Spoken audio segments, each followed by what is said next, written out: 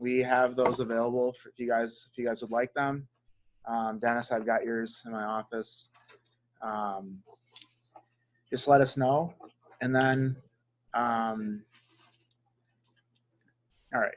And then if anyone is interested in getting the slides ahead of time, I'm doing my best to get them done before, but I don't know if I'll be able to get them done before Monday because of just updates and everything else that's going on. So if you want to get the slides before, we will send them out to you prior to this meeting, but I don't want to send out an email to 220 people with the slides, just bombarding them. So if you want them, let us know, or let us know right now, and we'll put your name on a list so that we'll send them out prior to the meeting if you'd like them. Or you can email me or talk to me after too. All right. So first thing today, we're going to talk about definitions. But we're also going to talk about everyone saw this announcement. The PGA Tour released a new pace of play policy yesterday, and I figured it'd be interesting to talk about it and get people's thoughts, and maybe talk about maybe some ideas that we can do here with the GAM, not necessarily copied after this, but in the spirit of this. So it's going to go into effect with the RBC Heritage down at Harbortown and Hilton Head. So it's still a few months away, but they're going to start a thing called the observation list, which is going to list all the bad slow players or just slow players, and it's going to be anyone that averages 60 seconds or more per shot, and they're going to use they came up with that number based on shot length data that they had, but that's kind of what they see as too slow. Obviously, that's more time than the 45 seconds that we allow, but 40. I allow 45, 40, but and then the other thing is it's going to be over a 10 tournament rolling period. So if you're good for 10 tournaments, then your name gets off the list. And the list is not going to be made public, but they're going to tell the golfers that they're on the list. So I'm sure Bryson is already knows he's going to be on the list, and I'm sure Kevin Na knows he's going to be on the list. I'm sure it's probably JB will be on the list too. But it's interesting. So, and then the other thing they're going to look at is what they're calling now excessive shot time. So that's when the golfer takes more than 120 seconds for a single shot. So JB Holmes or Jordan Spieth, and some of the things they did. So the first time it happens, it'll be a warning. The next time and any other time, the rules officials or the referees are going to issue out a one-stroke penalty. And then the other thing is that this warning or this structure is going to apply to the entire tournament, not just to a single round, which I thought was interesting because it used to be round by round. So if you could be slow, you could game the system round one, game the system round two, but now you're only going to get that first warning. And then they've increased the fines pretty substantially too. So now if you have a second or subsequent excessive shot time per season, you're going to get a $50K fine. So Uncle Sam likes that. And then additionally, you'll also be subject to fine if you have 10 cumulative timings in a season. And so the rules officials now, or referees, can now time players even if their group is not out of position, which is what we have for our policy as well, is that we're able to time players whenever. But I think it's interesting that the PGA Tour is taking this. The European Tour definitely was kind of first to the game with this, and they released something. And here at least in the States, this will get a lot of press. And Mike, question. Are they going to have a referee on every hole? So they're going to use. So the question was who's going to monitor this? They're going to use an app on their phones to monitor it, but the officials will be doing the timing and then issuing any penalties. So, Kyle? Yeah. What constitutes the start of the 60 seconds? Yeah. So, I can't speak for the PGA Tour, but typically the wording that's used or that we use is when it's your turn to play. Okay. So that could be if you're the first person, it could be when you get to your ball and you put your bag down or you get out of your cart, and that's when your clock starts. And if you're the second person to play, it's as soon as that person's shot gets done and they're out of the way and it's safe to play, that's when your clock starts ticking. So there's ways around that. If you arrive, keep your bag on your shoulder versus setting your bag down. I'm just thinking through different scenarios where a player could start to get around some of these rules. Right. Yeah. I mean, I think we if they in our events or any events with the rangefinder, if you start seeing someone grabbing that rangefinder or doing something that you would call preparing for the shot, I mean, I think that you would be good to start timing them at that point, even if they didn't put their bag down per se. All right. Thank you.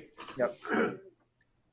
Yeah, it's a good point and good thing that it's and Marv mentioned too. It's when it's your turn to play and it's clear to play. So you might be waiting for a green to clear on a par 5, and you're not going to get dinged for that.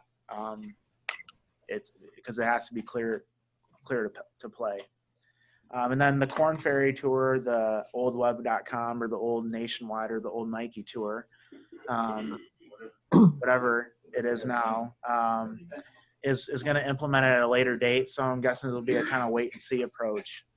But I wanted to open it up to the room to see if anyone had any ideas about us creating our hit list or our observation list or anything that we might be able to do for GAM tournaments, or any ideas based on this.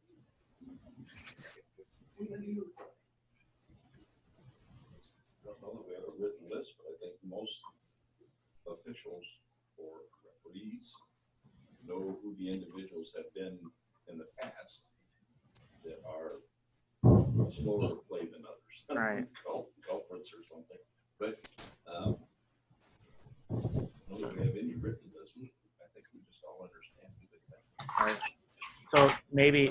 Suggesting to write down a list? Well, no. I mean, I'm not suggesting. I'm just throwing it out there. Is that if we have, like you said, a group of people that we know are slow players, and we've mentioned names in this room before. Would it be bad to have that be aware when they're in the field, and maybe let them know that? I mean, I don't know.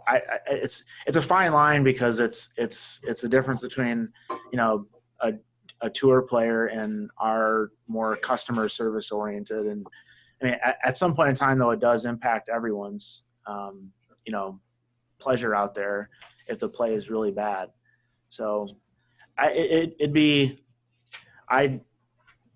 think it's worth considering having some type of list that but I don't know.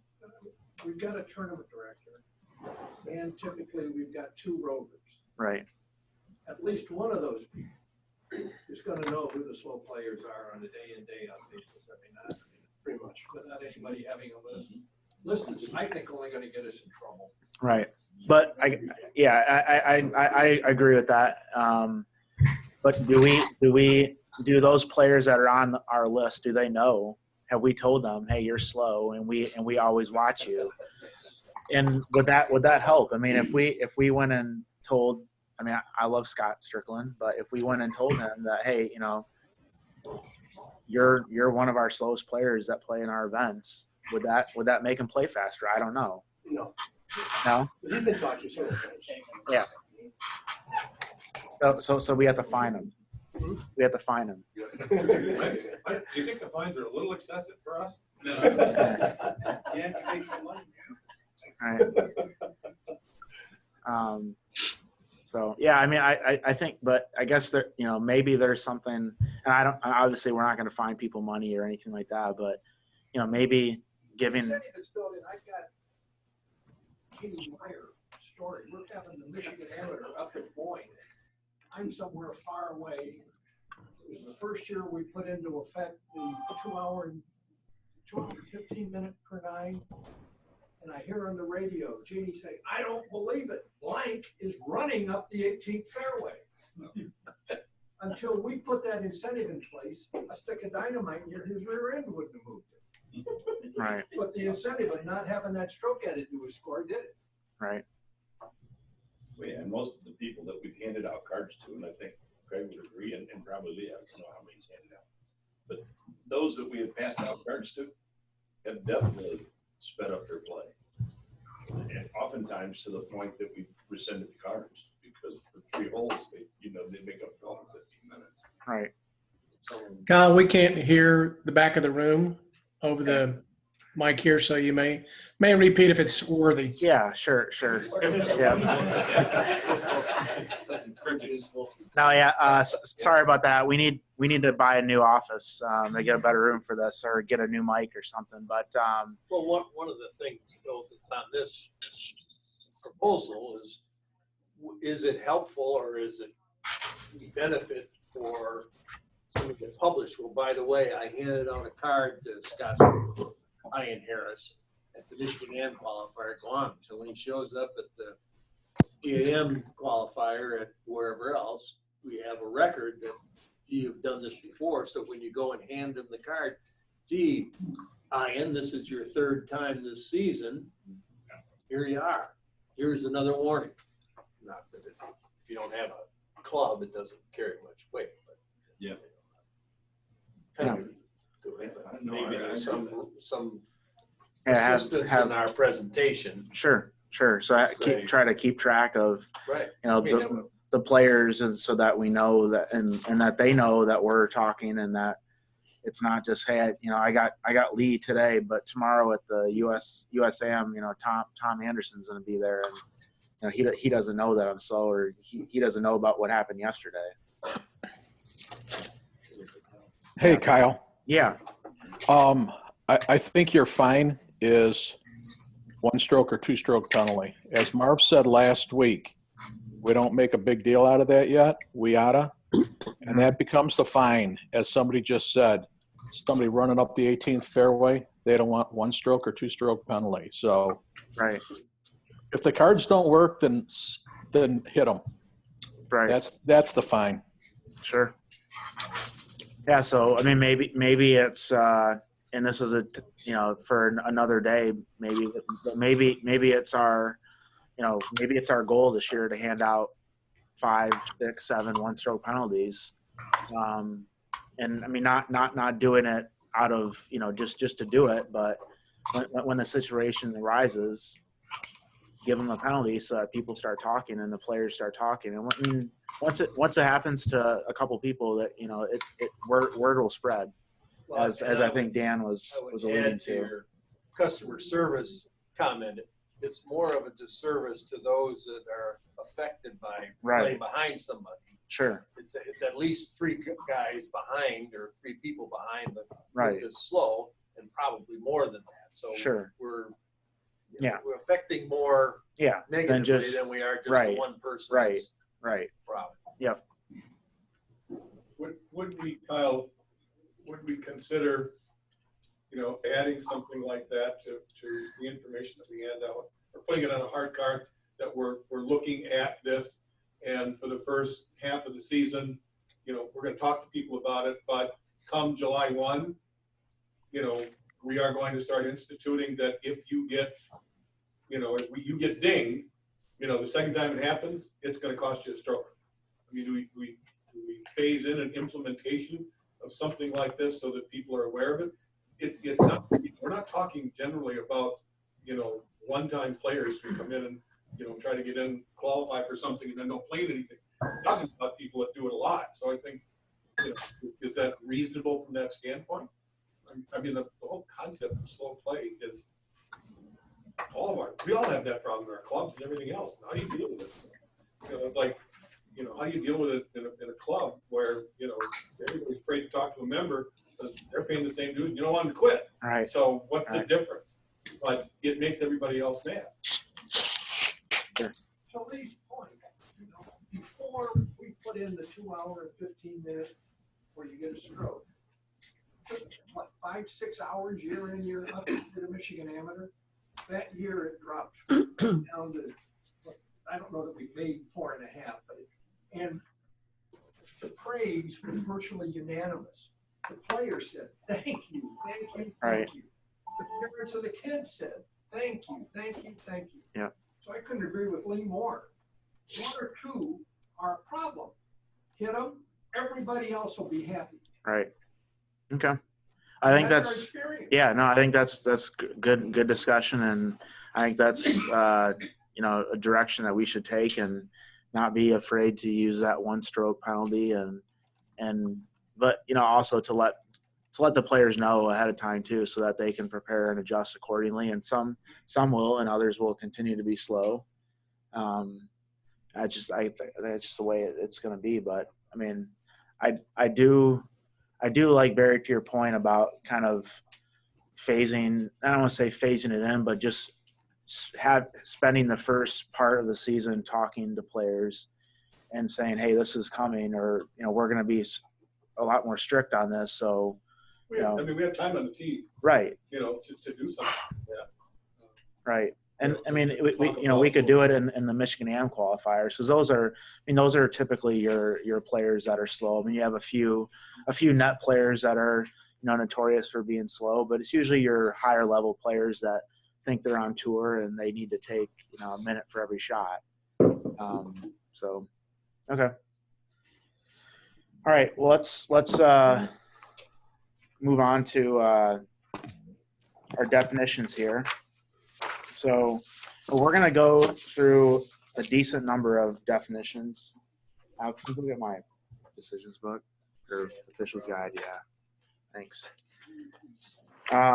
We're going to kind of go through some of the not so common ones, or the ones that we won't run into as much when we go through the book.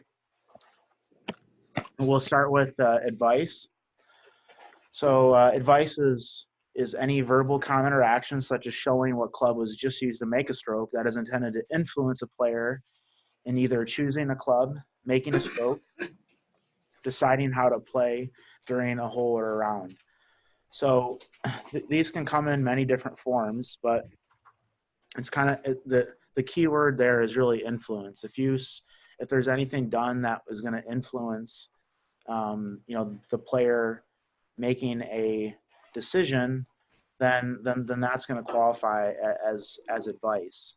And I don't know if Lori is.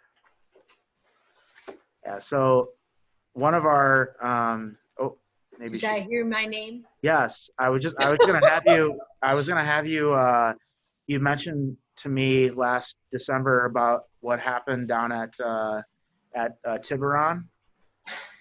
And Oh, yes. about what happened with the dad or whoever. Co? Yeah. So I was wondering if you might share that, what you saw down there. Sure. So I was marshaling the oh gosh, what was it? The 17th hole, and my position at that time was like in the landing zone, on the fairway. And I'm there watching the crowd and looking, and there were 3 people in the group, and 2 of them were a little bit advanced to the 3rd one, and the 3rd one back was Co.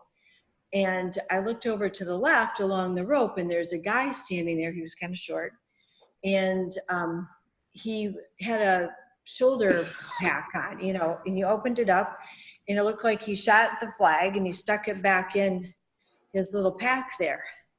Then he was pressing forward on the, here, I'll put my video on so I can. So anyway, he was pressing forward on the ropes and looking over at the player in the caddy.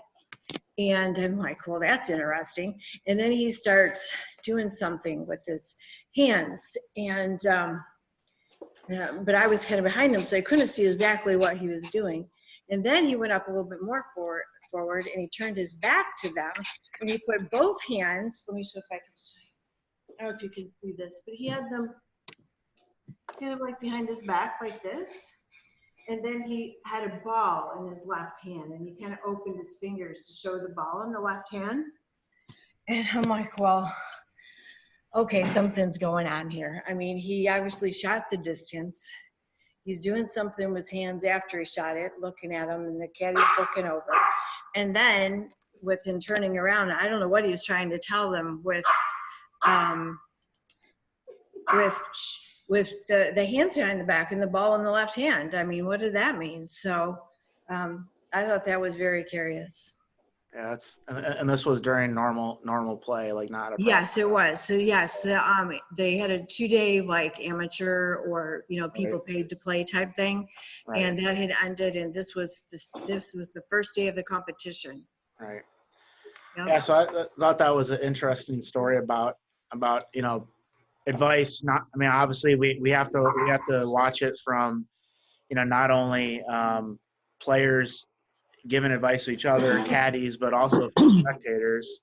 And I just thought that was an interesting story that I'm sure happens more than we would like to know, the viewing public would like to know at all levels of golf. I know when I did my USGA internship in Kansas City, we had a parent that was flashing numbers to their kid. And we had to sit both of them down and talk to them and say, hey, like that's like, I mean, she's a really good player. She probably, I think she graduates next year. She'll definitely be a Division I golfer, but she was 10 at the time or whatever, 8. And it's just like, you have to look out for that stuff. Really more that kind of stuff from spectators at our junior events, but it does happen. And obviously something as blatant as that is clearly advice, but it could be, I even caution spectators or other people talking to the player other than the caddy of just stuff in general that might help them calm down or might, give them some type of calming effect. So what were we thinking that the spectator was indicating? I think that they were, I mean, based on what Lori would say, I would indicate that they were saying what the yardage was after they shot it. And then in terms of the ball, probably, what side of the pin to aim for, what part of the green. Well, but in our events, those violations. Well, if I'm watching one of our players and I flash back to the player, the caddy, 153 or whatever, or you should aim right or left. I mean, That's public information. Well, that person So- won't know. it's well. So I guess the other thing too that you have to draw the distinction is that on tour, rangefinders are not allowed. Right. Right. I get that. So I think Sure, but that's in our events- right. So in our events, I mean, I guess Where the whole location is and what the distance is that a violation? No. That itself, but how to play the hole would be. How is this If she was person? telling her what part of the green to aim at, that's out of it. yeah, I would say We don't so. know where the flag was for the whole I don't know exactly. Yeah. I Rules mean, of golf how would say you- that if the player is giving advice from a spectator or a parent, you have to ask the player to give the warning if it happens again. The player is deemed to have been asking for the advice that they are advised. Yeah, I had marshaled a couple days before that during the pay to play part with the players, and I had seen that guy before, and he was either the coach or father of, I think, of the gal who was playing.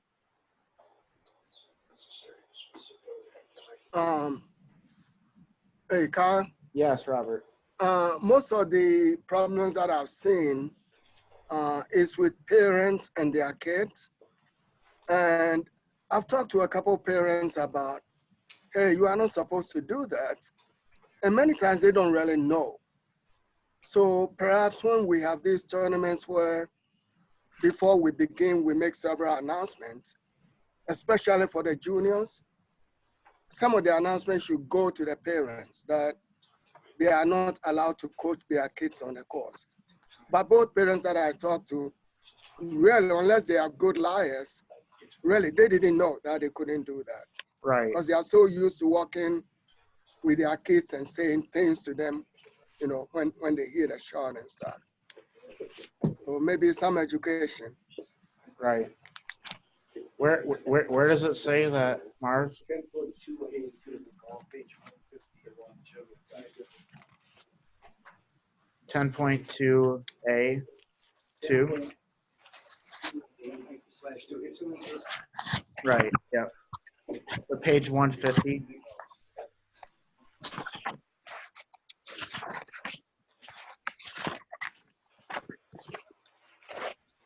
Gotcha. Yep. several times in the HHV. Right. Right. Right. Yeah. So that's a good interpretation there. That talks about exactly what Marv said, and Jim said too, that the player if they don't ask for it that first time, it's not a penalty. However, if they continue to get advice after they're made aware of it, then it's a penalty at that point. So. The caveat in this rule, in this definition, that I think is interesting or important is when they're walking off the tee, it's not going to affect how you play the hole. So you can say, did you hit 7-iron there? Right. Without getting Yeah, after they vote. Right. keyword is yeah. Yep. Yeah, no, that's and that's in the interpretation that we'll show in a sec. But yeah, you're right. I mean, it's as I think Jim said, there's that if it's something that's not going to influence that shot that you're hitting, then it doesn't really matter. But you can look in the bag of a player, but you can't ask. It's the same thing. You still, I mean, one's legal and one's not. Yeah, I mean, right. I Yeah, know, it seems like they should both either be legal, both either be legal. It's the same thing. Right. Yeah. The smart players just look in the bag, and yeah. Smart player puts a towel over the clubs. Yeah. And so then we talked about this, but public information such as the location of things in the course, the hole, the putting green, the penalty areas, etc. I mean, we've all had this happen. We were playing a course for the first time, and we're playing with someone that's a member or that's played it a lot. They're going to get asked a lot of questions on the tee box. Hey, which way does this hole go? Is there water over the hill, etc. All that's okay. And then distance from one point to another is okay, provided that the distance is retrieved in a manner that's allowed by the rules. And then you can talk about the rules as well. I think probably most of us in the room are that person at our course that we play, or when we go out and play with our friends, they always are asking us about the rules, and everyone tiptoes when they're playing with us and make sure they don't break any rules. And I think I don't necessarily like that, but it's hard for me not to look at someone breaking the rules and just let it go. But so I guess it just depends on the people you're playing with. But I think we all get asked those questions because we're the resident rules expert wherever we go. Question. Yeah. Players can share rangefinders?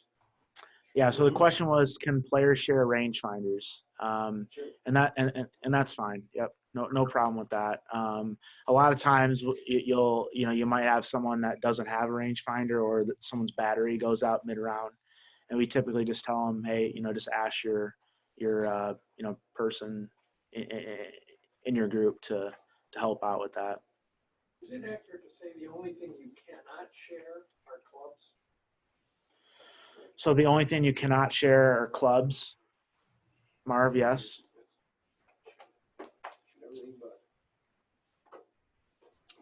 Seems. You can't say this is a short par 4, you better lay up. No, he's not sharing. Share like things, Equipment. right? Like, you Lots of sharing information. Yeah, Be a millennial.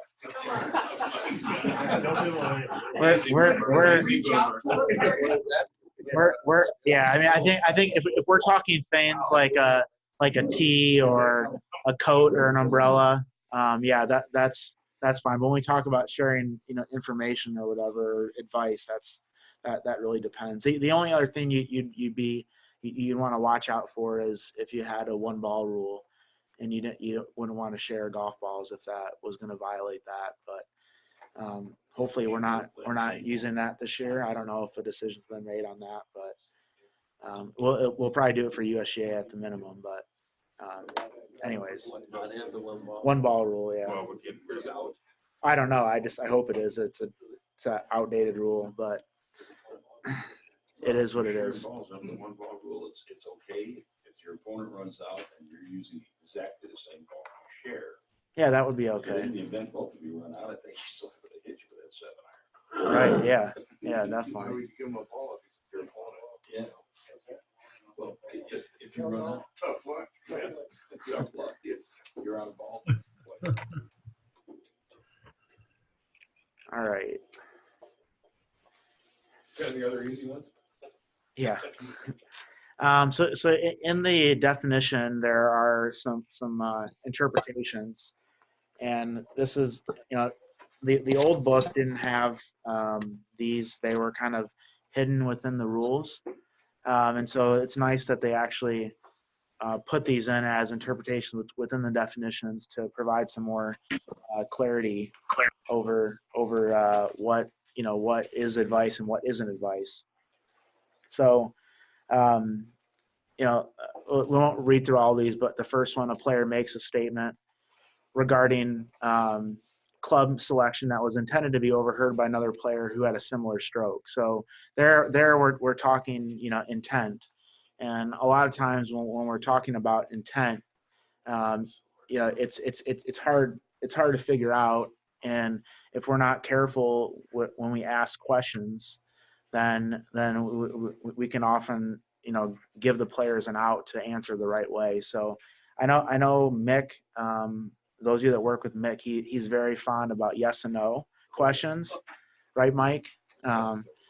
But when you're asking players questions about the rules and what they did, asking yes and no questions is usually not the best way to go. You want to keep it open-ended so they can say whatever happened and they can incriminate themselves. Is if you just ask them directly, hey, did you intend to do that? Well, chances are they're smart enough to say no. But if you say, hey, what happened there? And they say, oh, I said something hoping that my partner would overhear it or whatever. And a lot of players aren't smart enough to cover their tracks like that. The good players that know the rules know the right way to answer the questions.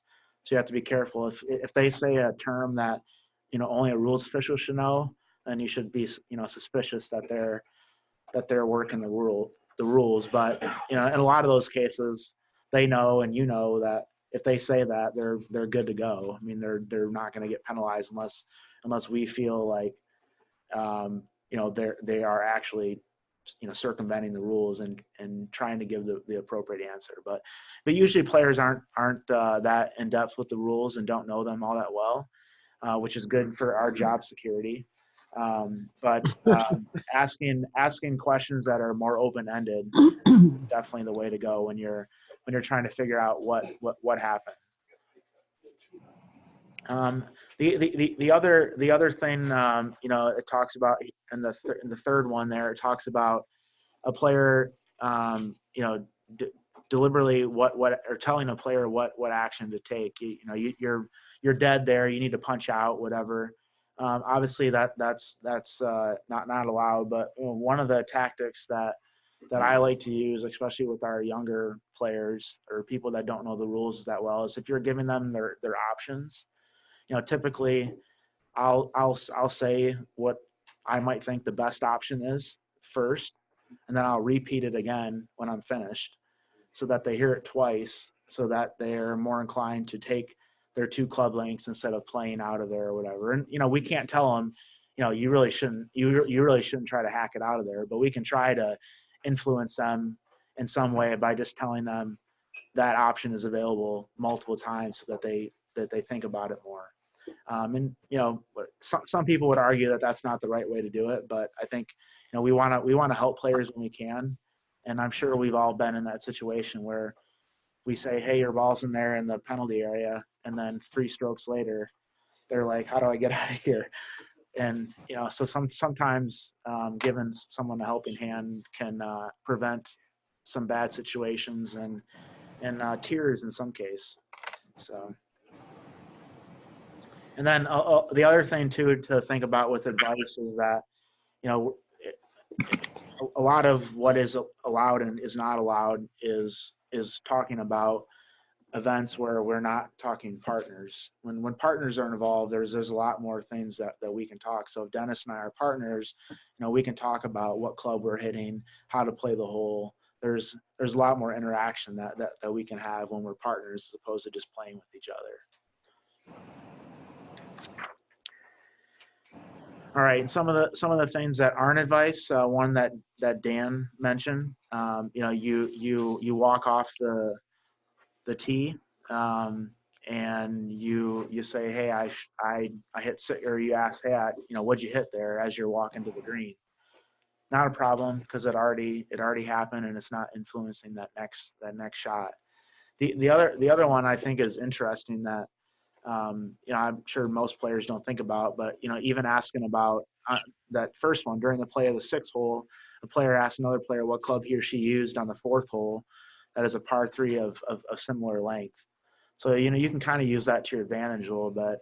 For those of you that are familiar with Flint Golf Club, the rule of thumb there on holes 13 and 14 is that you hit the same club on both those holes to lay up short of the water there on 14.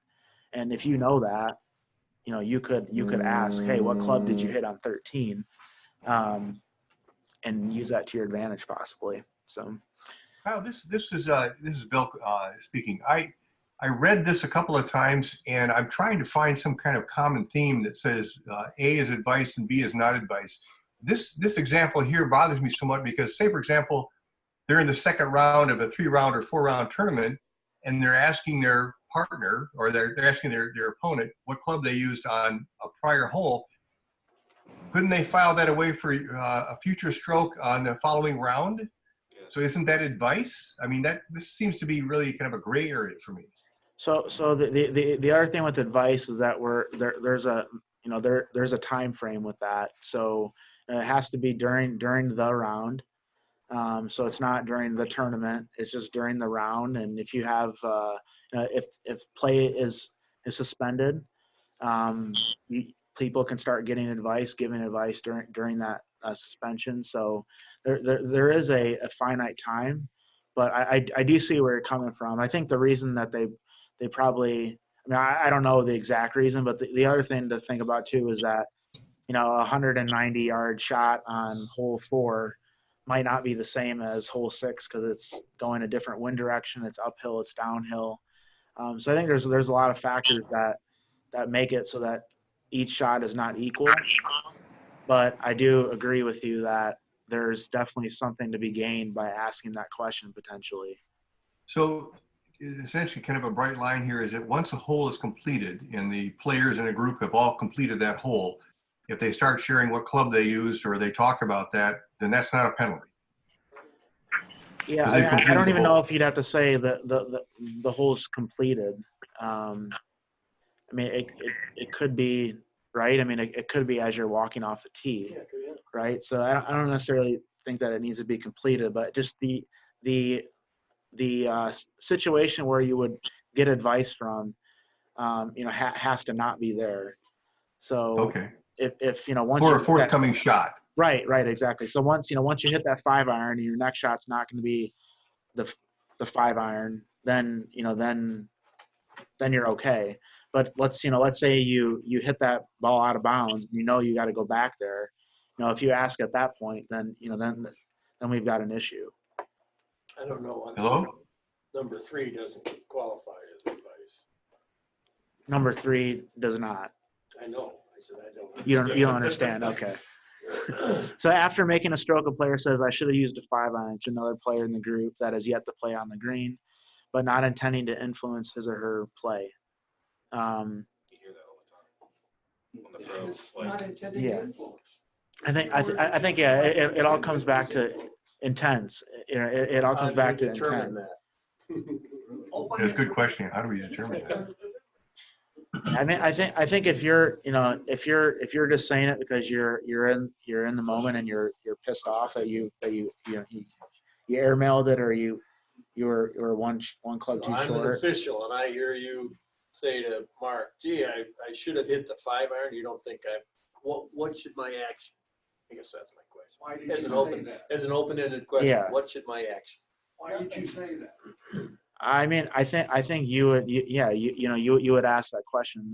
Why did you say that? And if they said to help him or her or whoever, then then we've got an issue. But if you just say, or if they just say, I just was pissed off and I was talking with my caddy between a 5 and a 6, and we went with 5, and I should have hit 6. I think the legal are is that you can throw a guy off just by saying that on purpose. And how do you? Well, right, and that's the thing too. Is like, I mean, let's say you hit a club and you just say, oh, I shouldn't have hit 2 clubs shorter, just a whatever. Yeah, I mean, you could do that too, but usually a player that's going to do that is probably going to be smart enough not to answer your question the right way. But I don't know. I think it's a fine line. If I was on the tee and I heard that, I would just start running away to the next hole and go. Yeah. But no, I think Jim's answer to ask, why did you say that? I think is the best way to. It's a good open-ended question, and we'll give the player the option to tell the truth or to not. Yeah. All right. Next one we're going to talk about is area of the course. So there's 5 areas of the course, even though there's only 4 things up here. But the one that's not listed on here is a general area. So we have obviously our teen area where we start, then bunkers, penalty areas, and then we have the putting green, and then the general area is everywhere else. The general area also includes all teen locations on the course other than the teen area, and then all wrong greens as well. And we'll talk about that teen area and wrong greens. But this, and we talked about this last week too. I mean, knowing where we are in the golf course is really critical to getting that right ruling, because the answer could be different based on where we're at. And most people. I think some golfers understood the concept through the green and kind of understood that. And I think, general area is the new term for that. But I think that is, commonly understood by a lot of golfers. This is the point of it, that each one of the 4 areas there has its own rule. So for example, if your ball is in the teeing area, you can break off leaves of grass where you couldn't do it anywhere. So I mean, right. If you're in officiating, one of the first questions on your mind is, where's the ball at? Yep. If it's in the teeing area, and the teeing area is not just the close cut area. Yeah, it's not the pad. Between the markers and 2 club lengths back. Right. Yeah. So yeah, you're right. I mean, each one of those sections, except for the general area, has their own rule attached to it, and there's certain ways. Yep. What's the rule on the green? What's right. The rule of the bunker? Right. Yep. The other thing too, I'll save it for another one. We'll get to it later. Next, so bunker is one of those parts, and again, we can read through this, but we won't go through all of it. But it comes down. It's a specially prepared area of sand, which is often a hollow from which turf or soil is removed. And there's a good picture in the rule book that we'll talk about when we go over bunkers, that talks about what is bunker, what is not bunker. And some of that changed last year with now the earthen lip is now not part of the bunker where it was previously, which is a difference. And then we also see for the first time the term waste area in the rule book, where it really wasn't mentioned by that name ever before. And we all have been at courses or have played courses that have those waste areas, and now we have a reference to how to treat them and where to where to look at how to define them. Mike, yeah. Why don't they have, instead of just sand, especially prepared areas such as crushed shells that are made there, part of bunkers nowadays? Yeah. And the size of a shell versus a Pebble. But no, I mean, Yeah. there's a lot of bunkers now that Yeah. are made out of crushed shells. Yeah, there is a note to the crushed shells later on in the definition, but it wouldn't hurt to put it front and center. But yeah, we'll talk about that and how Matt Kuchar and his whole pebble thing, and but yeah, so that's definitely in there, but it's not front and center. It's at the end. I think it's on the next page. But before we Jim, yeah. Look out for the golf course architect wants to give you a grass bunker. Right. There's no such thing. Yeah, no such thing as grass bunkers or traps, but we still hear it all the time, right? So I think I've probably told the story before, but I like bringing it up because it's just I think it's funny. But so in my past job, we had trained interns to learn the rules, and a lot of them, had no background at all in golf or whatever, didn't really know anything. So we were talking, basic things. So we were learning about waste areas or whatever, and we were finally a couple weeks later we're on the course, and one of our interns calls in and says, "Hey, I got a rules question. We're here in the trash bunker," and and I just started dying laughing. But so if you hear me call it a trash bunker from time to time, it's because of that. But she was really close, and ended up getting the ruling right. But I think that's that's one thing. And Jim, to your point too, we'll talk about it a little bit later. I mean, what the layperson's terminology is and our terminology is different, and I think that's a good thing. But we also have to understand that we're gonna hear it called traps from players and from some officials that will not be named. Bulldog, he's not on these, so I can make fun of him. But he'll never call it a bunker. He's gonna call it a trap for the rest of his life, and that's partly because that's who he is. But so we just have to be aware of how people are going to describe things, and that they might be a little bit different than what they actually are in the rule book. So Mike, so in your point here, the last point here, the word sand is, as used in this definition in Rule 12, indicates any material similar to sand that is used as a bunker material, such as crushed shells. So it is in there, but you definitely do see crushed shells a lot, especially courses near the water. Yeah, what's a pebble and what's not. So I think that's a fine distinction, and I think ultimately it's really going to depend on where you're at. If for the majority of our golf courses, we're not dealing with a ton of crushed shell until you get either at a course that's on the water or a course that I don't know, just found crushed shell and they said let's throw that in the bunker mix.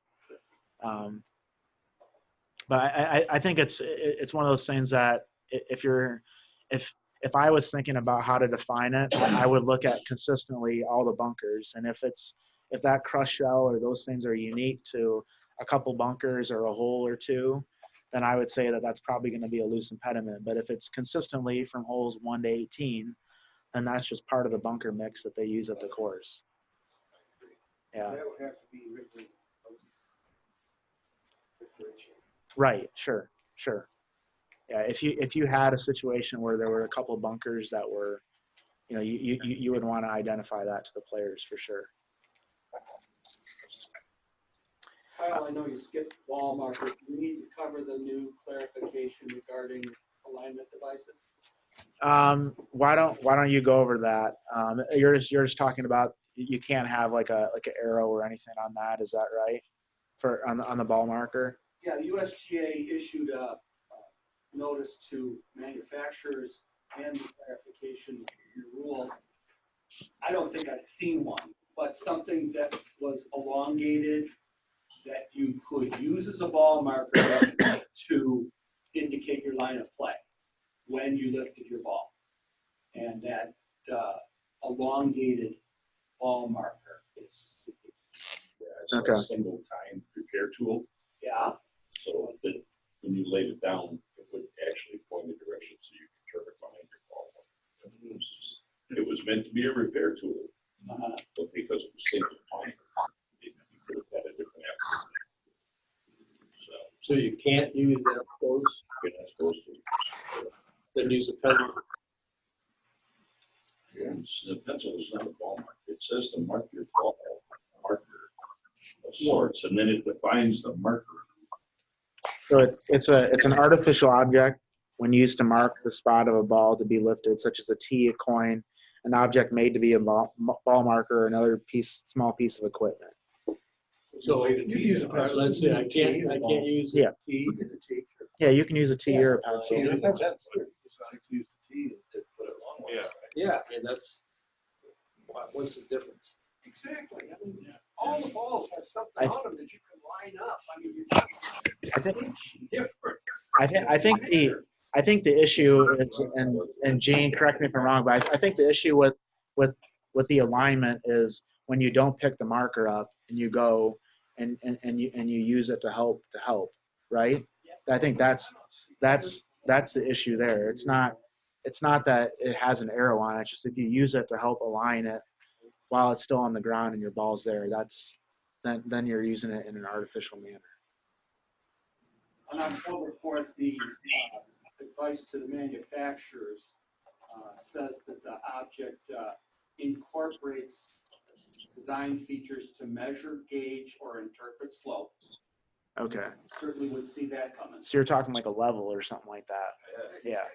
Vertical height of the object configured more than 1 inch. Okay. I'm not sure how you would use something 1 inch. Would it actually show you some slope? Right. If you use the ball tall enough. But the features. It's a plastic cup. Yeah. So incorporates pointed etched or inscribed lines or similar features greater than or equal to 2 inches in length, including an arrow, solid or broken. That's Indicates the advice, line of play. that's advice to manufacturers. Yeah. right. But they put that in a rule somewhere? So I don't think it's I mean, unless it's in an interpretation, I don't think, yeah, or a clarification. I don't think it's in there, but I mean, I think it's one of those things that if we, if we are, see something like that, then we probably just need to go up to the player and ask them, hey, what are you doing? Or, hey, can you use this coin instead? And just, make sure you give them a penny, don't give them a quarter, because you're never going to get it back. But, We see them on the market, we're gonna make them illegal, so. right. Just Right. don't do it. Yeah. It's like someone asked the question if marking the green with a T, making a V behind your ball to mark the location was acceptable. The guy says that depends on how deep you stretch the green. If you're damaging it. You can do that as Yeah. long as it's not there when you get ready to putt. Yep. That's the whole white powder Right. that people in Florida use. You can use the white powder, but when you putt, that mark has got to be gone. And how do you get that white mark out? So how do you get the mark up? How do you get the mark up? Scratch the Same green? thing. How do you get it without? So you get contact because in you don't get location? that up. So, Right. Yeah. So yeah, I mean, in that case, you're gonna have to use a coin or a T or whatever. I mean, obviously we don't like people using T's, but there's nothing against it. But if usually if that happens, you'll have a penny or whatever and give it to the person that using a T or whatever. most people use a T stick at the ground, not lay it down. Yeah, most stick in the ground. Yeah. I mean, if you're so for our intents and purposes, we don't have to worry about this. Yeah, I mean, typically not. How are we going to see that the ball marker has a line if we're down to fairway anyway, right? Yeah, I mean, it would be something that would be brought to your attention by a player, more than, yeah, someone by 2 strokes, and they need to make up some ground, so get a rules official involved. But go take a lesson. The other thing here, so it's in this first part, is a committee may define a prepared area of sand as part of the general area, which means it's not part of a bunker, or it may define a non-prepared area of sand as a bunker. So, the two most high-profile situations of these are at Kiowa Island, where they don't have any bunkers, and then Whistling Straits, where they make all the sandy areas bunkers. So you have two kind of extremes there, where they take the opposite approach, but both are allowed. Especially Marv Regini. Can you mark your ball by scratching the green? The 14.1 says you do it by placing a ball marker right behind or next to the ball, or using a club. Artificial object. Well, the ball marker is an artificial object, right? But so you couldn't scratch. Yeah, you can't scratch. It has to be an artificial object that's put there. So like that resin powder or whatever is an object, that artificial object. Wasn't there a rules question for the guy? And that was wrong because a pebble isn't an artificial object? I mean, they're like that when you take the exam. Yeah. Depends on what, where you got that pebble. So. Right. All right. So yeah. So I mean, these two high-profile situations where we have a totally complete different definition of bunkers. So the committee can do what they want in a lot of cases, like the Whistling Straits example. They instead of defining all 1,000 bunkers or however many they had out there, they just said any sandy area is going to be a bunker to make it simple. And on the flip side, Kiowa, any sandy area wasn't a bunker. So there's different ways to do it. The next one we talk about when a bunker is being repaired and the committee defines the entire bunker as ground under repair. The bunker is treated as part of the general area, and it's not a bunker anymore if you declare it ground under repair. So typically, if we have a lot of rain, Michigan AM qualifiers, we're going to have a couple bunkers that we're going to quote unquote blue stake. We'll put a blue stake behind the bunker so that the players know that bunker is going to be ground under repair and not an actual bunker. And we'll talk about how that relief procedure is when we get later on, but that's typically how we define it, with a blue stake or with a stake of a different color, so that we know, or that the players know that they do get relief from that. Next one, club length. So it's pretty straightforward, but a change from the past. So club length is now our longest club in our bag except our putter. So, and that's going to be consistent during the entire round with a few exceptions. So, if for most people that's going to be your driver. So when people are measuring out their club lengths, we recommend that they use that driver because that's the actual distance that they get. Doesn't mean they have to lay out a driver. They can pull out their wedge and lay out their club lengths that way, but their actual distance that they get from their point, from their reference point to their edge is defined by that club length, either one or two. So it's recommended, but they don't have to. And then the other thing that for the teen area, which we'll see that club length that's used that 2 club lengths used to define that area, is this longest club in our bag except our putter. Okay, so we talk, and then there's a couple scenarios here that are in the interpretations. So the first one is when we have a person measuring, we have a player that doesn't take their head cover off. You know, where does that club start? Where does it end? Well, it goes from the heel of the club. If you're a bad golfer, you know where the heel and the hosel are of the club, and then the end. So that's the length. If we have a head cover, that additional extra room is not included in that club length. It's recommended that the golfer takes the head cover off, but not required. So if there's ever a question about, hey, are they extending, another couple inches because of, Goofy's ears? Well, then we need to take off the head cover. But most of the time, it's just going to be relatively close, and we don't need to worry about it. But if there's ever a question about it, or it's just good if you have someone leaving the head cover on, just tell them, hey, make sure that you're not putting at the end of the head cover at the end of where the driver is. Yeah, Jim. Before you got there, for purpose of measuring when you determining relief area, the length of the entire club, starting at the toe of the club and ending at the butt end of the grip. Right. So that means if this is the length of my driver shaft, I could then add a couple of inches for the distance across the head. Mm-hmm. Well, I never Can hear the conversation, Kyle. had a ground. Yeah. So the comment was just about the actual, definition and how it's from, where does it say in here? It's the first interpretation. The first interpretation. It's in this one. Yeah. So it just talks about starting at the toe of the club and ending at the butt end of the grip. Right. Yeah. And so you get that full length when you're measuring out. So. Right, versus in the equipment rules, I don't know if that's what they were talking about, but in the equipment rules, length of the club, maximum 48 inches or whatever is described, coming basically to the heel, to the butt. Right.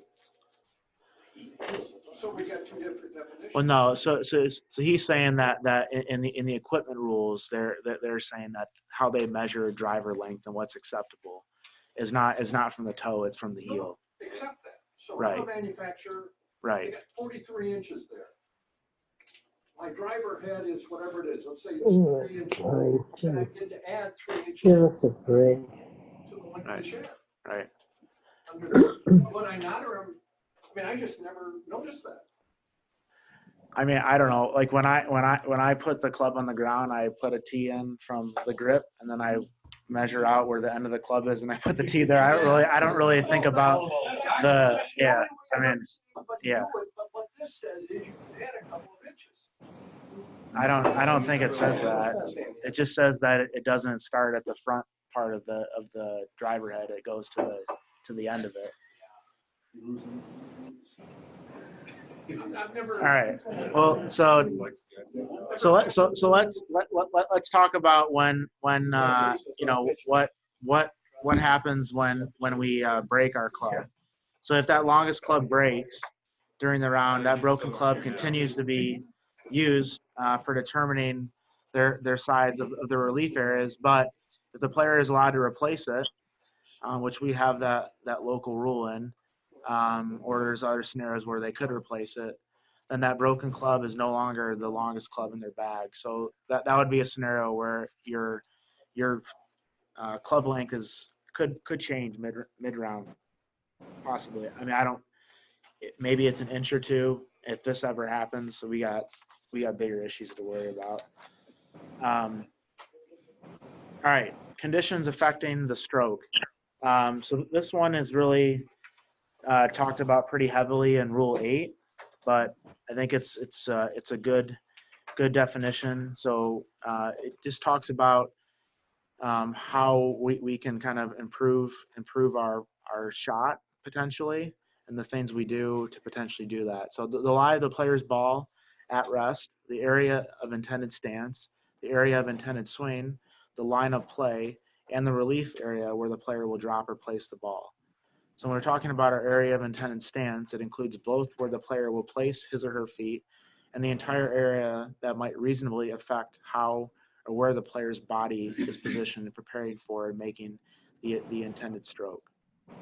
So, it's not necessarily just where your feet are, but it could be, where your hip is, or what would be impacted, not just by your stance, but by where your body is and how you maneuver things. And we know we can't do the whole swim move and hide things behind our back, or, take big steps and push stuff out of the way and step down, and take an abnormally wide stance. We can't do things like that.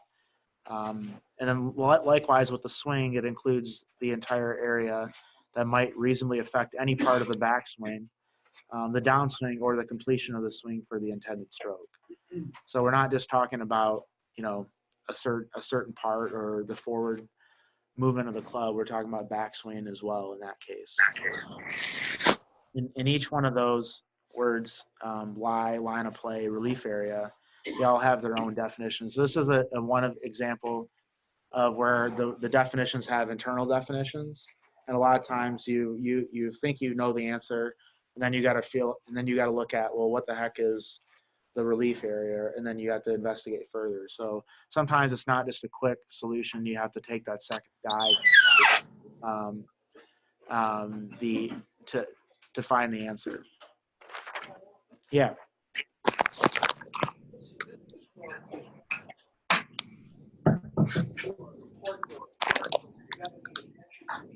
Conditions affecting the stroke are words that are easy, your mind doesn't follow. You just breathe right through them, we all know what they mean, but every time they're used in the rules, they're referring to those 5 things. Right. I mean, it's just easy. I mean, for me, it's the easiest thing in the world to read the rule, conditions, factors, move right on. I got to go back and think, wait. It's a loaded word, right? So that's how you can make it, as simple as possible by using code words or whatever. It's very common in law. Plus, yeah, right. Lie, conditions affecting the stroke, the stance. The other L is lie, and relief area if you need it. Okay. Nice. One thing Jeannie always taught me, when you're having a player take their intended stance, like going into a bush, right, have them put their hands on the club and just back into it. Right. Yeah. And even if they break something, they're not in trouble because they're not doing it. Yeah, they're not using their hands. If they have their hands on their club and they back in or they take their stance, and that's I always remember that from Jeannie. Yeah, that's. I remember Jeannie's rule. If the player's looking for their ball, go back 50 yards and you'll find it.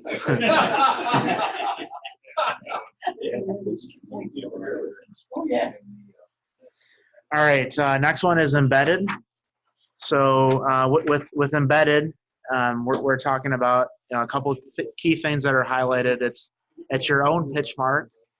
It needs to result from the previous stroke, and part of the ball needs to be below the level of the ground. So it doesn't necessarily have to touch the soil. There's a good picture in the book that we'll talk about later. It doesn't necessarily need to touch the soil. It just needs to be embedded. But again, it has to be its own pitch mark. So if I hit a shot and I come back and another person's pitch mark, or we're at number 1 on Plum Hollow and there's 1,000 pitch marks there and we don't know if it's ours or not, then we have an issue. The question that I asked when I read this is that, a lot of times you hear people say, well, the shot needs to go airborne in order for it to be in. For me, it's hard. When I read this, I don't see anything that says it needs to get airborne. So, I mean, I think you can infer from the word, pitch mark that it would, but that's a common thing that I've learned. It needs to be airborne in order for it to be embedded. But in this definition, where does it really reference airborne? It can't be a pitch mark unless it is. Right. I mean, I think that's so. So you're saying if it falls on wet marshy ground and you top it right into the ground, you can pull it back out again. Well, I'm not saying that. I've always been told that it needs to go airborne, but for here, I mean, I get where it's saying the pitch mark is is assuming that the ball is airborne. We had a woman, while I was on an upslope, and she swung at it and drove it right into the ground. And Right. didn't want to let the ball. Right. That's when we Yeah. Yeah. So like in that case where they just drove the ball further into the ground, it's just tough luck, take an unplayable, and go from there. Yeah. The part of the ball has to be below the level. And then the next paragraph says it doesn't have to touch the soil. Right. It could be in a depression from grass. You could still have grass there, but it's below the level of the ground itself. Yeah. So there was a example, I think, at Riviera last year where JB Holmes, I think, had a ball that went in rough, and it was buried, embedded in the rough, but the rough was so thick that it didn't get down to the soil, but it broke the level of the ground. I guess I thought So soil and ground was the same thing. yeah, well, if you there's a picture.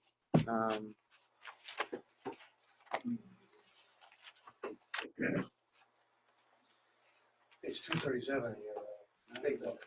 237 in the big book.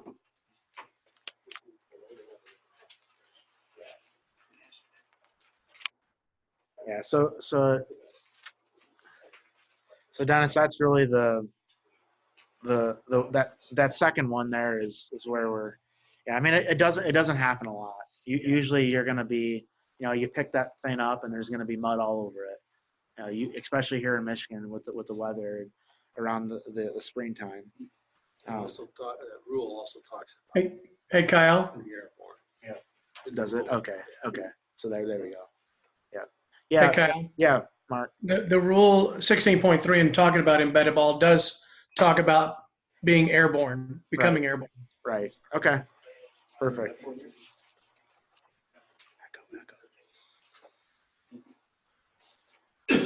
All right. Next one is equipment. So anything used, worn, held, or carried by the player or the player's caddy. And objects used for the care of the course, such as rakes, are equipment only while they are being held or carried by the player or caddy. So interesting thing to think about. There's we don't have that penalty now where if our ball hits our own equipment, we get a penalty. So there's less of bad things that can happen when the caddy's holding a rake or whatever. But yeah, and then I guess one question I'll ask the group is a tee a piece of equipment, player's equipment? Yes. Craig says yes. Lee says no. Yes. It is now. If you use it for your drop area, I mean, if you're using your tee to define your drop area, and the ball hits the tee before hitting the ground, the result is you've got to redrop. Yes. What if it hits the ground and then hits the tee? Then it's okay. Then it's okay. Right. What if you're on a par 3 and you break off the tee to put it in the ground? Did you alter your equipment? Right? Doesn't make any equipment. Because the rule says if you drop your ball, Anybody else equipment versus before hitting the ground, you got to drop. So in that case, tee is defined as movable structure. That's specifically in the. Yeah. I think so. Craig, what were you saying? If it's in your advantage, you throw it back on the course, it's not. Yeah, it has to be used, worn, or held by the player. So Dan, I'm not sure the answer to your question. What? Breaking out a tee to use for. I think in that case I don't know. I don't think you're using equipment in an abnormal manner. I've heard a story that somebody on the 18th hole of a match used that. Hey, that's a penalty. Right, breaking a tee. Yeah. I don't know where they got that from. Yeah. Break that guy in half. So, all right. So next one is integral object. So this is a new term for as of last year, and I'll just put this out there, but just in general, when we're talking amongst ourselves and amongst players, using the proper terms, I think is important. I know that's, Mick and I have this conversation all the time, but using the right terminology is really important and really provides credibility to us. And so when we are using the old terms or wrong terms, not that it's a bad thing, it's just a habit we want to, get rid of. And Barry broke a habit this year in match play, and we'll see if it's still if it continues on in the 2020. But those things, and if you see things on our rule sheets or things that are not being said correctly or displayed correctly, tell us because we want to know. I mean, the worst thing, but when we have a rule sheet and it says water hazards or integral parts of the course on the sheet, and we're supposed to be the rules resource and the educated or the educators for the state of Michigan, and we have errors on our publications and things. It doesn't look good. And I know it's not super important because what the heck's the difference between an integral object and integral parts of the course? Really nothing, but it's just the fact that using the correct terms, it's all about the appearance and making sure that people see us and understand us as the rules authority for the state of Michigan. So if you see anything that's not right, let us know so we can get it fixed, because we want to use the right terms, because a lot of times what we use will get passed down to the club level, and the clubs will use it. And if they see us have something on there and they copy it, they're gonna have some member come in and say, well, that's not an integral part of the course anymore or whatever. And so they'll say, well, we got it from the GAM. And but anyways, rant aside. So an integral object is an artificial object defined by the committee as part of the challenge of playing the course, from which free relief is not allowed. So commonly these are things like rock walls or cart paths that the course wants to be played and not given relief from. Typically those are sand or gravel based paths that you'll see. And it could be, I think there's one at Congressional there's a famous rock wall there, I believe. But I'm just trying to think of examples here in Michigan. I don't know, Tom, do you guys at Polo Fields, do you guys make that area on 18? Are those integral, or do you guys? It was always an integral part of the course. Yeah. Now they want to call it a flower bed. Right. All the flowers. Uh-huh. So the golf committee is working on how to Right. define it or redefine it. Sure. I would think the one thing that bothers me about movement, if you have a gate, which is part of the boundary of the course, and your ball lies on the course but adjacent to the gate, that part of the gate which is movable can be moved to not obstruct your swing. Is that correct? Yes. Not if it's a boundary fence. It uses boundary. Yeah, if it's a boundary, well, but that's just it. Read that definition. Part of the integral object meets the definition of a movable obstruction. Right. So yeah. So when the gate is part of that, or when that gate is part of the fence, is actually the boundary of the course, you cannot open the gate. Correct. Yeah. If it's a boundary object, then you What can't. if it's already open? Right. You have to drive your car back. If it's already open, that's a good question. I think you'd be okay to play it. Yeah, you just get lucky. Yeah, I think Oh, go ahead, Jim. Hey, Kyle, I think you need to go to the definition of movable obstruction. Okay.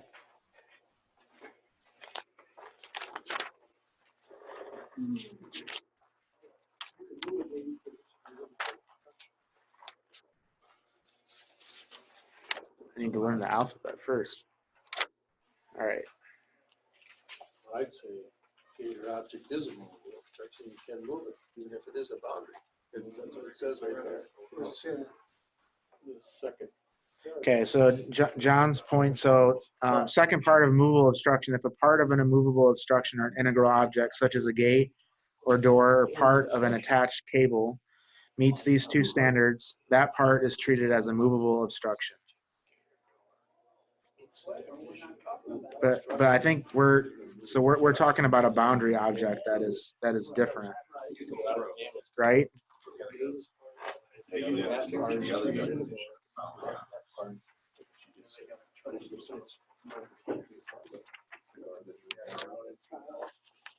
Your point about integral objects, GAM was there's a bunker with like peak time railroad ties. Mm-hmm.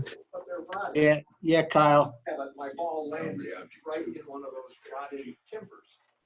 So I look at the Kyle, that's right, in the definition of boundary object. There's Okay. nothing there. So I take my free relief.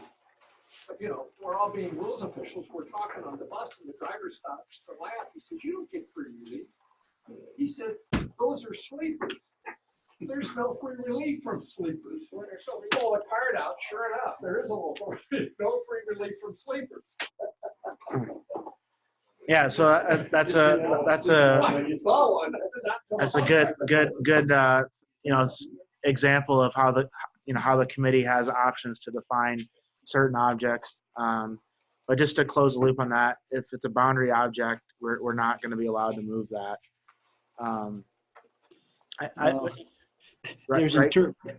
There's interpretations on boundary object too, which are kind of confusing. Right. Okay, so yeah, so if we look at the page 330 in the big book, so status of a gate attached to a boundary object. Gate for getting through a boundary wall or fence is not part of the boundary object. So such a gate is an obstruction unless the committee chooses to define it as an integral object. So I guess in that case, then we could 330.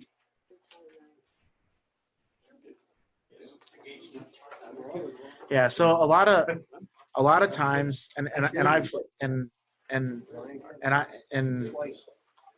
I've seen this before too. I forget. I think it was at Sedgefield Country Club down at Greensboro. We zip tied the gate so that it wasn't open, or able to be open. Yeah. Fire marshal might set that. Yeah, exactly. So I think that, yeah, looking at that, we would be able, John, you're right, we would be able to move that if it was, unless we declared it to be an integral object.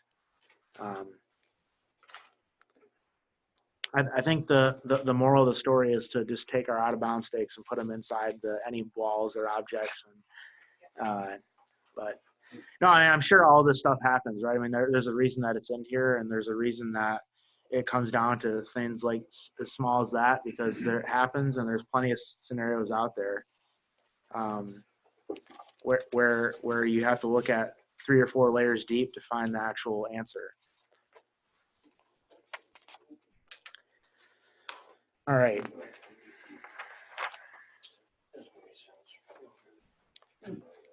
Craig's gonna petition the USGA to get that changed.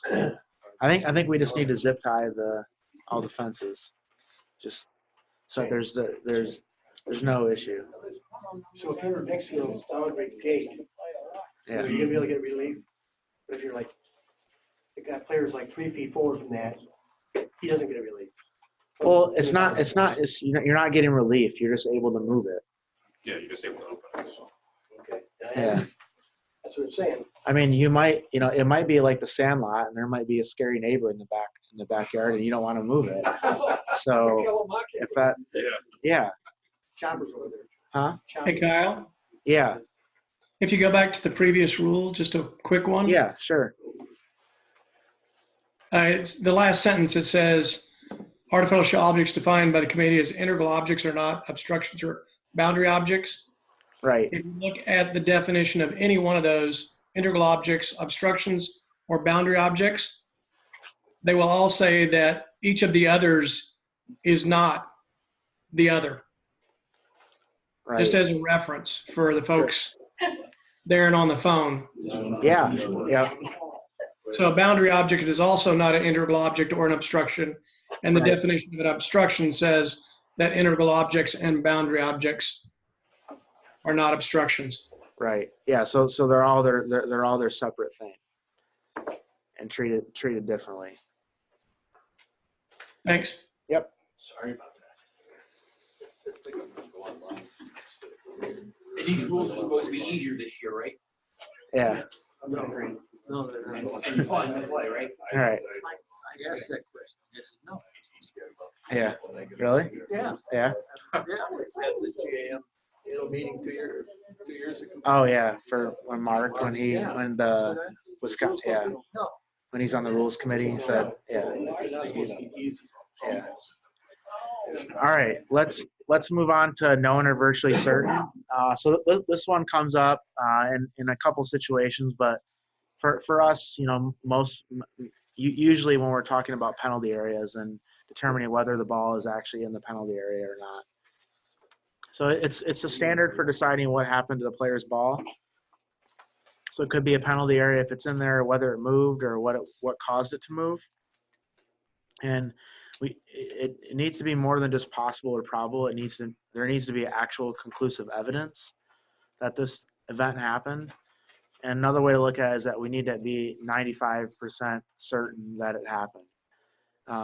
So, an easy mathematical way to look at it is that if this thing happens 20 times and the ball needs to be in there 19 times, or the ball needs to have moved 19 times in order for us to assume that it was moving.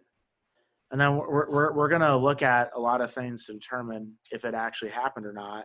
We're going to look at all reasonably available information, which doesn't include what the player knows, but could also include what spectators saw, what rules officials or referees saw. So we're going to look at a lot of different things, but it also says that we can get it with reasonable effort and without unreasonable delay. So we're not talking about like the impeachment trial or anything like that. It has to be in a timely manner where we're getting this. We're not going to take forever to figure out the facts and then report back, a day later or whatever. It needs to be reasonable and quick. All right, next one is move, and then we're going to talk about the interpretations under known or virtually certain. But before we, because one of the examples about whether a ball moves. So a ball is to be moved when it has left its original position and has come to rest on any other spot. And it can be seen by the naked eye, whether or not anyone actually sees it move. So I guess this answers the age-old question: if a tree falls in a forest, does it make a sound? In this case, the ball moves even if no one saw it move. So I guess it does. If it's in the same crook of the tree, it hasn't moved. Oh, yeah, right. Well, it's all relative, right? Because it's up, down, left, or right. So, but anyway, so we're talking about this. It goes up, down, horizontal, vertically. That could be a ball that's in rough. You put your club head down and the ball moves down or moves to the left or right. That is a penalty if it doesn't come back to where it was. And usually in the rough, it's you're very rarely going to see a ball pop down and pop right back up. It just doesn't work that way. But some players will won't admit to that or don't know that this is a rule, and others like Patrick Reed will just shoo all the cameras away so no cameras can catch his ball moving when he grounds his club. You're gonna get sued. Oh yeah, right. His lawyer hasn't sent me a cease and desist letter yet, so I saw that. yeah. All right. But and then this one here, I think it was funny when I heard. So if a ball only wobbles, sometimes referred to as oscillating. So the reason that they use the word wobbles is because oscillating does not translate well. So wobbles is a much better word. Yeah. Yeah. So the Irish consider themselves. Yeah. They don't oscillate.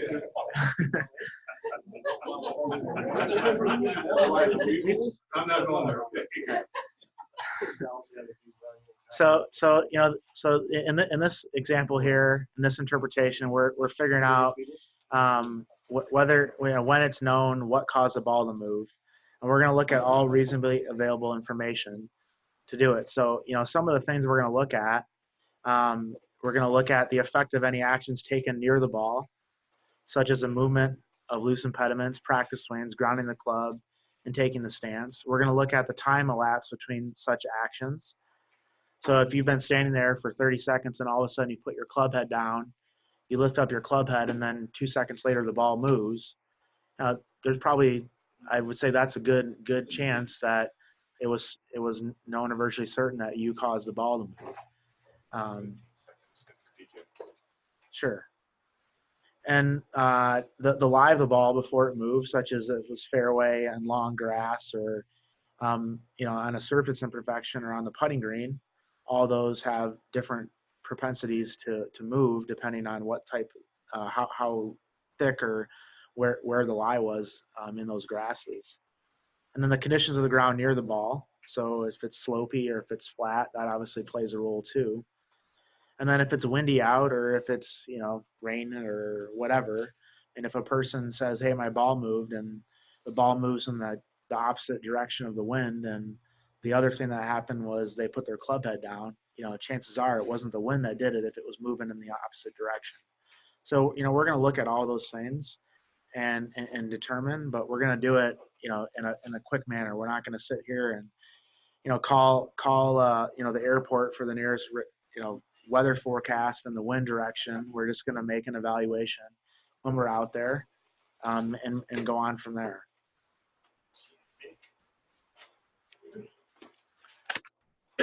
All right. So the lost, or a ball's lost.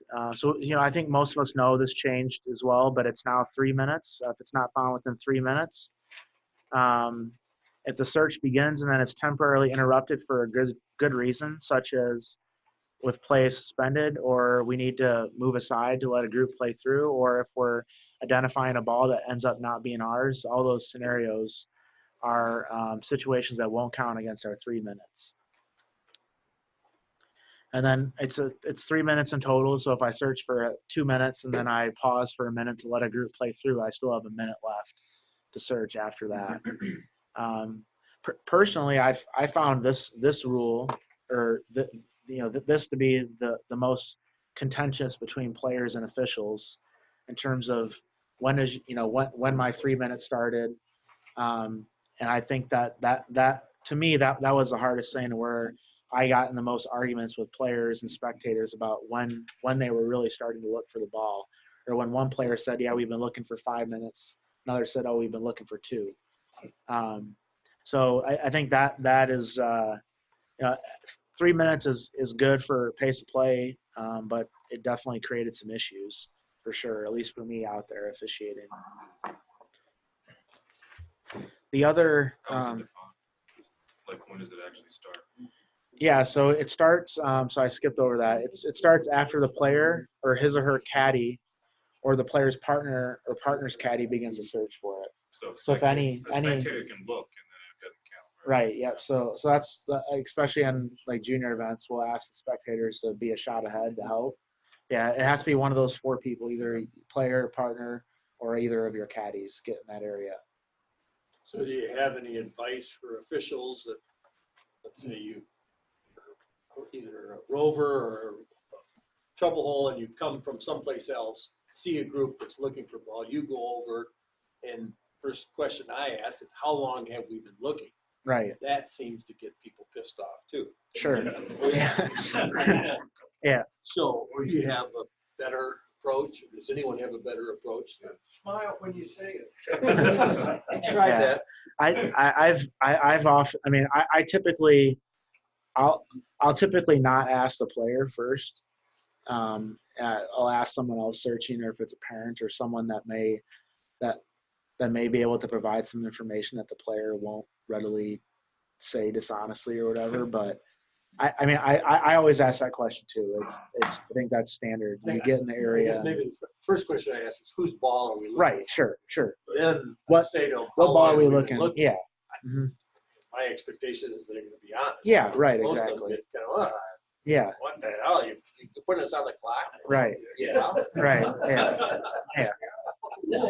I think if you say it loud enough so everyone can hear, I'm sure you might get 3 different answers, but then you can average it out or whatever you want to do. But I mean, I think in that case, unless you're there, unless you have someone that you is credible, you have to go with what the players say or what the group is saying. So if they've been searching for 5 and it's been 2 minutes, unless you have a rules official or someone in the group behind that has been timing them, it's Even if you're observing, case in point, the boys last year on number 8 there, Forest Acres West. I'm up 250 yards off the tee and still 250 green. I'm watching tee balls. See my second player hit down the fairway in the green.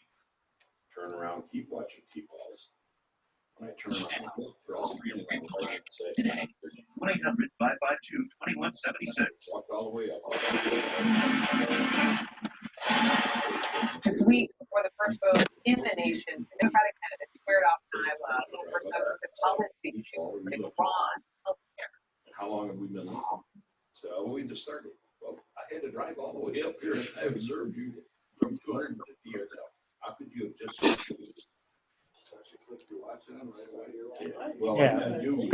Yeah. So yeah, I think Tom, that's a good point. Is that you don't need to be there as long as you can see them. You can start that clock going and I mean I think yeah and I think at the end of the day, if we're not certain, we want to be a little bit generous with the players. So if they say a minute, we're gonna go with it, even if it might have been a minute 20 seconds. But unless we have something that would indicate otherwise, I think we go with what the player said. But I think your approach of asking, how long we've been searching for is the right way to do it. Definitely. Kyle? Yeah, Tom. I need a clarification on this part. It says when the player has mistakenly identified a wrong ball.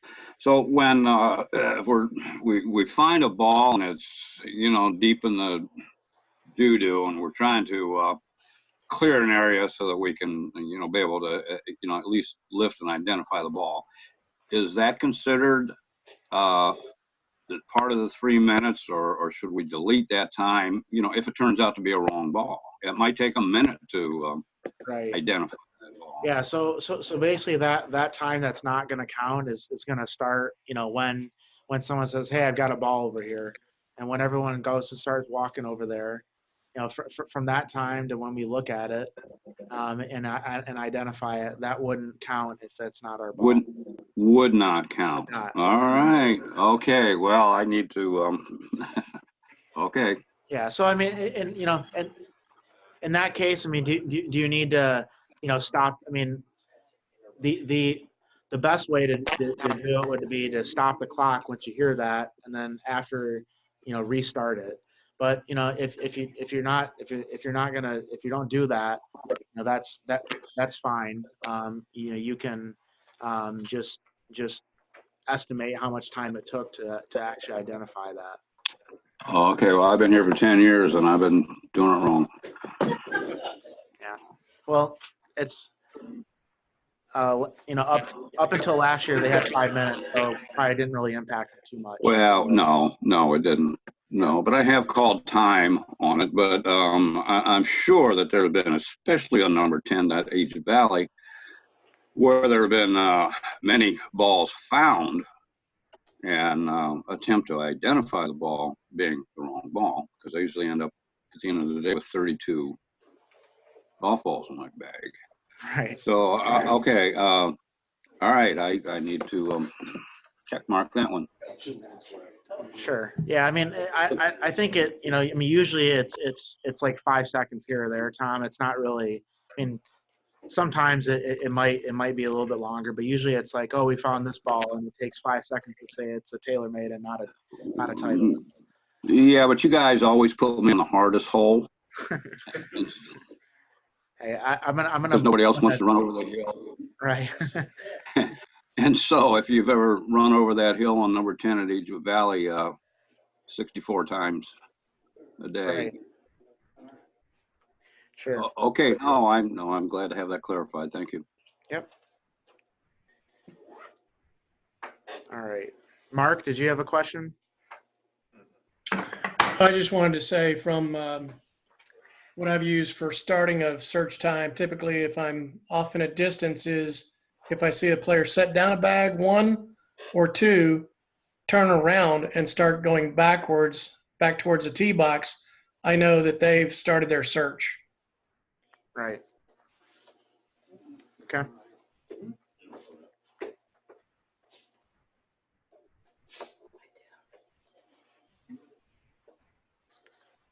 All right. So I put this on here for my friend who went to great lengths to get JW to switch the cart signs for certain events. But we are now referees, not officials, even though there's the word official is in the definition. So if you need to get into the state finals and you know when you pull up to the person there at the parking lot, make sure you tell them you're a referee, not an official, because they're not going to know what you're talking about when you say official. So all those signs are no good anymore. We gotta start using the right That's all right. terminology. Yeah. It's just ridiculous. No, it's you know, referee, official, it's all the same, but technically it's a referee. That's the new term. It's basically just a single term. Referee was used more overseas, and now it's just you know, consistently across the board. And referee usually appealed more to match play as opposed to stroke play, but now we're just all referees.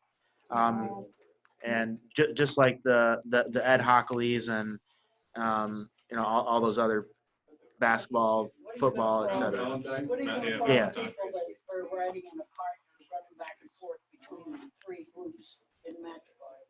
Still a referee if you're not specific to a Decide questions of fact. right. So in match play in committee procedures section 6C, you can identify what responsibilities a referee has. So as a group, quote unquote, group official referee, it would be, you know, you're not the actual referee of the match stepping in. You're just inquiring when you're asked or when you see something. Yep.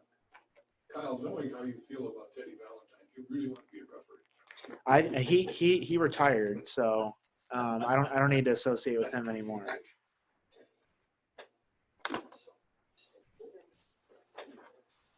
All right, scorecard is the next one that's in here. So we're not going to go through the whole thing, but I think one thing to point out is that the scorecard, that second line there, the scorecard may be in any paper or electronic form approved by the committee, so it can be electronic, and something that I'm sure in due time will be the norm instead of a paper scorecard. But if we, you know, went to a system where players put their scores in on their phone or they verified their score, you know, on a tablet in the scoring area instead of sitting down and signing it, you know, that is allowed right now by the rules of golf. So, you know, I mean, I'll tell you, Dan. I mean, for those GAM golf days, I mean, I would push as hard as you can to get, you know, people using the phones, because then you don't have to print scorecards and you don't have to type all those numbers in. And it's by the rules of golf. But I know we talked about this before, but it's something that could happen possibly. When you get the pushback that people are Yeah. technology adverse. True.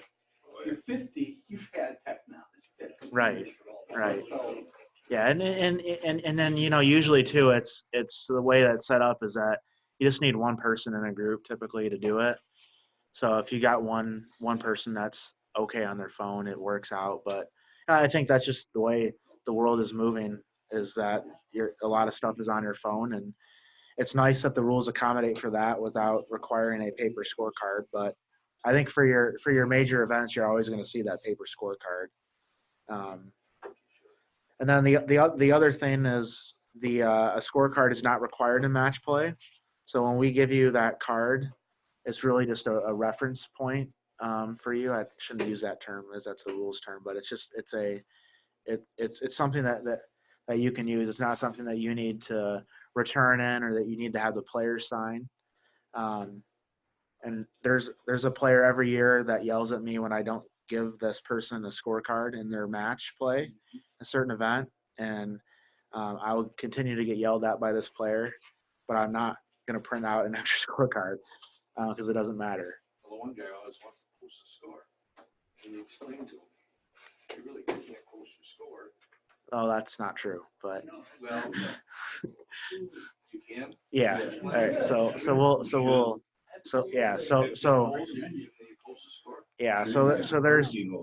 there's recommendations for that.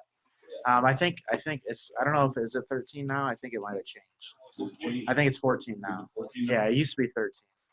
I've had some number of winners that wanted the scorecard for their Right. little Sure. hope chest. Sure. Yeah. Yeah. Yeah. All right. Next thing is serious breach.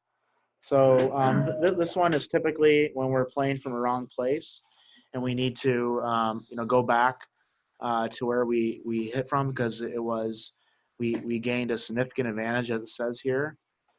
So that's really what we're looking for. We define what a significant advantage is, and so we have to look at certain things to figure out if it is significant.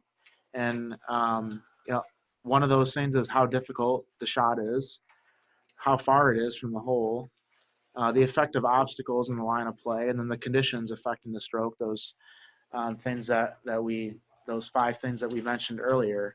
So we're looking at all those things, and when I was reading through this, one thing I think about is that as a rules referee,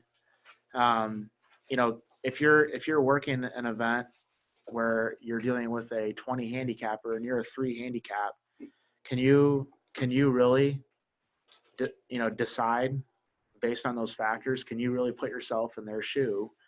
And then vice versa too. Can a 20 handicapper really understand how difficult the shot is for a scratch golfer? So I mean obviously I think there's some kind of way you can do it, but it wouldn't hurt if we're working an event where we don't fit in terms of our skill level to what they're doing, to ask maybe someone that is at that skill level to determine what that is. And usually the rovers or the official in charge will be there to help out with this discussion. But Really, that's a committee decision. right.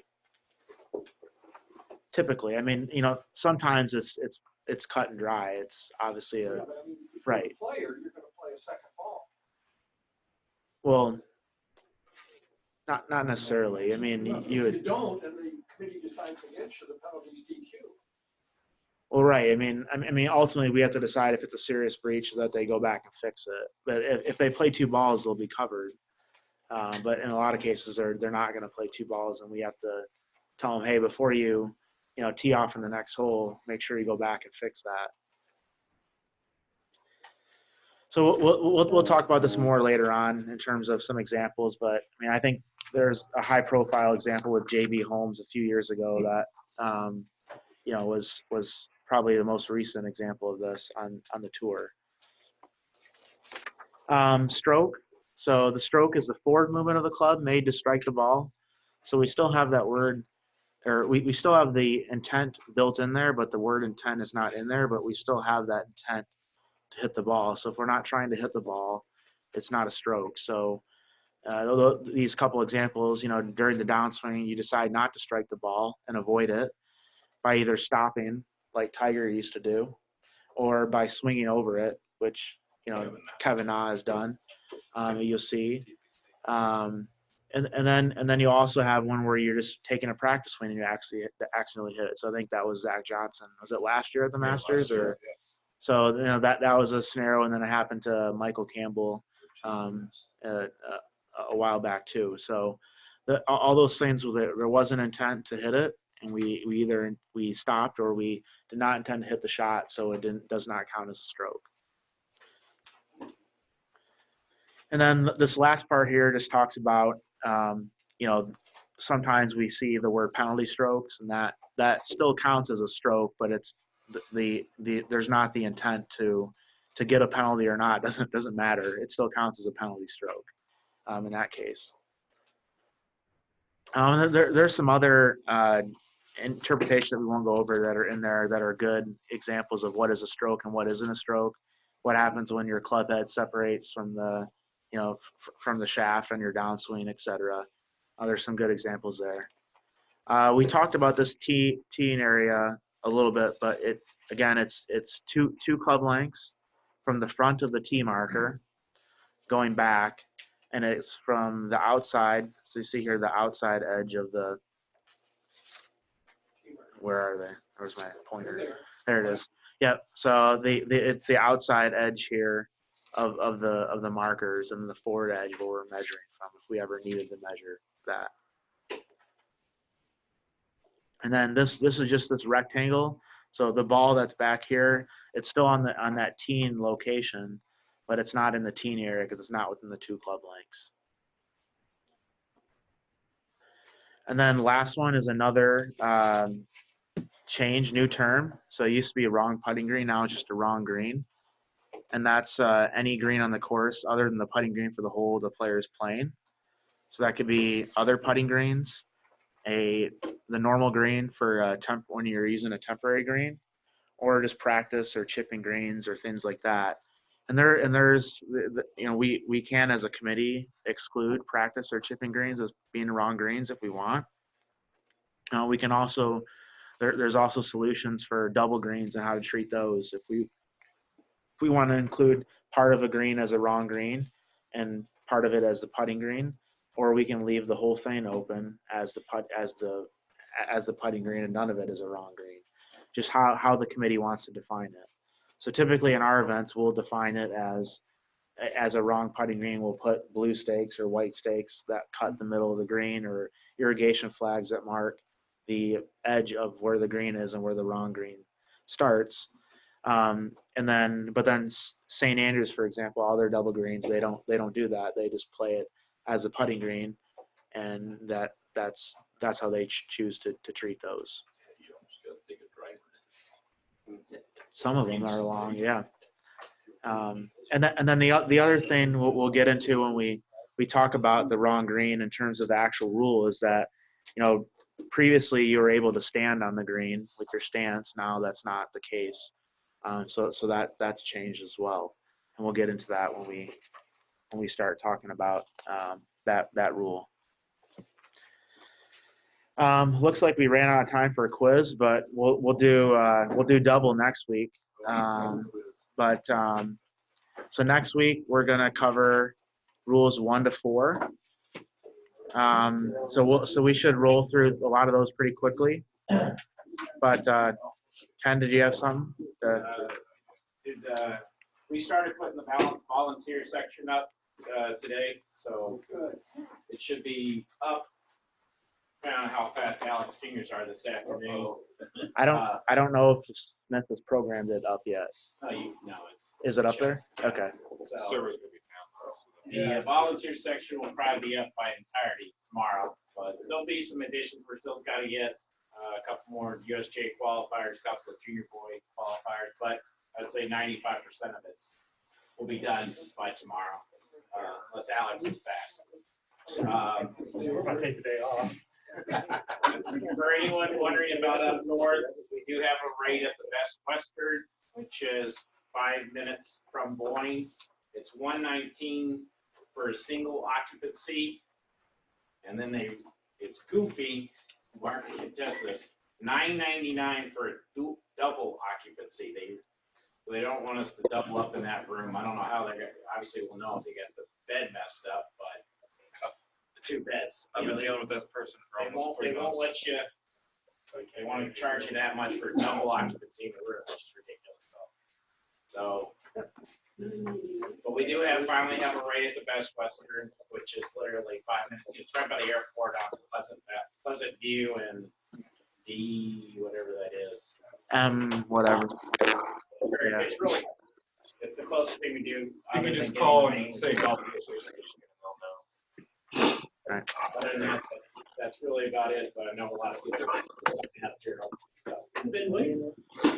Yeah, so just to repeat that for the people on the call, the tournament schedule for volunteers will be up shortly, the next day, and that we do have a rate established for the men's amateur at Boyne at the Best Western up there in Harbor Springs. So appreciate everyone coming out, and we will see you all next week. Hey, thanks, Kyle. Thanks, Kyle. Yep. Thanks again, Kyle. Yeah, no problem.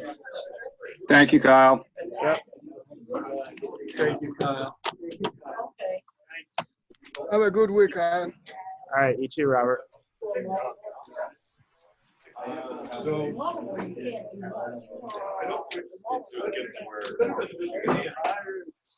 have like an hour left.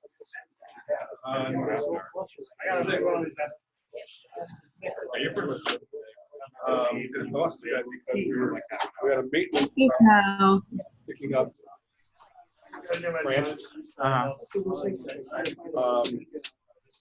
saw somebody